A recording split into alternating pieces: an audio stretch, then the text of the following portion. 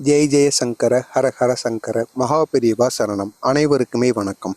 அதாவது நாளை வருகின்ற இந்த தை முதல் ஞாயிற்றுக்கிழமை என்று நீங்கள் உங்களது வீட்டில் இருக்கின்ற பொருட்களை வைத்து நீங்கள் இதனை போன்று இந்த ஒரு வழிபாட்டை நீங்கள் செய்து அதை ஒரு பேப்பரில் மடைத்து உங்களது வீட்டு பீரோவிலோ அல்லது உங்களது வீட்டில் பணமானது எங்கு அதிகமாக இருக்குமோ அந்த ஒரு இடத்தில் நீங்கள் இந்த ஒரு பேப்பரையோ அல்லது இந்த ஒரு மூட்டையோ மட்டும் நீங்கள் வைத்து விடுங்கள். அதற்கப்புறமாக உங்களுக்கு பணத்தால் இருக்கின்ற எல்லாவித பிரச்சனைகளுமே தீர்வதற்கு அதிகப்படியான வாய்ப்புகள் இருக்கிறது. இதுவரை பணத்தினால் மிகப்பெரிய கஷ்டங்களும் அவமானங்களும் நிறைய பேர் சந்தித்து நமது வாழ்க்கையில் வந்திருப்பார்கள். அவர்களுக்காகத்தான் இந்த ஒரு பதிவானது. எனவே நீங்கள் நாளை வருகின்ற இந்த முதல் ஞாயிறை மட்டும் தவற விடாமல் இந்த ஒரு வழிபாட்டை செய்யுங்கள். உங்களுடைய வாழ்க்கையில் மிகப்பெரிய மாற்றங்களானது வருவதற்கு அதிகப்படியான வாய்ப்புகள் இருக்கிறது. உங்களுக்கு தெரிந்த நபர்களுக்கும் இந்த ஒரு வீடியோவையும் ஷேர் செய்து அவர்களை இதை பார்த்து இந்த ஒரு வழிபாட்டை செய்ய சொல்லுங்கள். ஏதோ உங்களால் முடிந்த ஒரு உதவியாக அவர்களுக்கு இருக்கட்டும். இந்த ஒரு வழிபாட்டை செய்வதற்கு உங்களுக்கு பெரிய அளவில் பணமானது செலவே அழியாது. உங்களது வீட்டில் இருக்கிற பொருட்களை வைத்தே நீங்கள் இந்த ஒரு வழிபாட்டை செய்து விடலாமுங்க. அது மட்டும் அல்லாமல் நம்ம சேனல்ல பார்த்தீங்கன்னா உங்களுக்கு அதாவது நமக்கு வேண்டியமான அனைத்து விதமான பரிகாரங்களையும் வழிபாட்டையும் மகாபெரிவா அவர்கள் கூறிய வழிபாட்டை எளிய முறையான வழிபாட்டை தான் தொடர்ந்து பதிவிட்டு கொண்டு இருக்கிறோம்.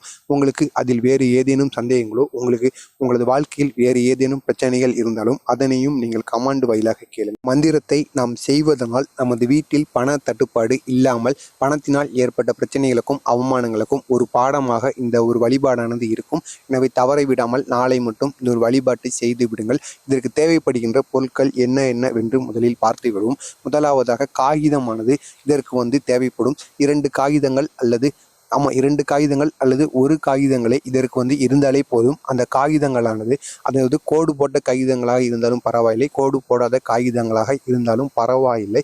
ஆனால் நீங்கள் செய்தித்தாளை இதற்கு பயன்படுத்தாமல் இருந்தால் மிகவும் நல்லது. A4 சீட் போன்ற அதாவது தடிமண்ணான இருக்கிற பேப்பரை இதற்கு நீங்கள் பயன்படுத்த வேண்டும்.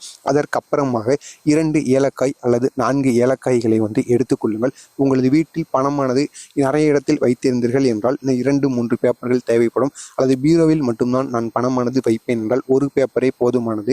2 ஏலக்காய்கள். அதற்கு அப்புறமாக ஏலக்காய்களை எதற்காக பயன்படுத்துகிறோம் என்று பார்த்தோம் என்றால் ஏலக்காய்கள் பணத்தை ஈர்க்கக்கூடிய பண்பும் அது மட்டுமல்லாமல் அதில் சுக்கிர பகவானானது இருக்கிறார். குபேரனுக்கும் அந்த ஒரு பொருளானது பிடிக்கும். நறுமண திரவியமாக இருக்கின்ற இந்த ஏலக்காயை பயன்படுத்துவதனால் உங்களது வாழ்க்கையில் மிகப்பெரிய மாற்றங்களானது கிடைக்கும். இரண்டாவதாக கிராம்பு இருக்கிறது அல்லவா, இதை லவங்கம் என்றும் அழைப்பதும் உண்டு. இந்த லவங்கத்தை அதனுடைய முனைகளானது அதாவது முனைகள் உடைக்கப்படாத முனைகளாக இருக்க வேண்டும். அதனையும் 2 பெரிதாக இருக்கின்ற 2 லவங்கத்தையும் எடுத்துக்கொள்ளுங்கள். இதனை எடுத்துக்கொண்டு அதற்கு அப்புறமாக முக்கியமாக பச்சரிசி இருக்கிறது அல்லவா, பச்சரிசி 1 கைப்பிடி அளவானது இருந்தாலே போதும். இந்த பொருட்கள் இந்த 4 பொருட்கள் இருந்தாலே போதும். ஒரு பேப்பரை விரித்து அதில் பேப்பராக இருந்தாலும் பரவாயில்லை அல்லது வெள்ளை துணியாக இருந்தாலும் பரவாயில்லை. துணியாக இருந்தால் அதனை மூட்டை போலவும், பேப்பராக இருந்தால் அதனை நீங்கள் மடித்தும் வைத்துக் கொள்ளுங்கள். மடித்தும் வைத்து முதலாவதாக பச்சரிசி 1 ஸ்பூன் பச்சரிசியோ அல்லது 2 ஸ்பூன் பச்சரிசியோ போட்டுக்கொள்ளுங்கள். போட்டுவிட்டு இரண்டாவதாக 2 ஏலக்காய்களை வைத்து விடுங்கள்.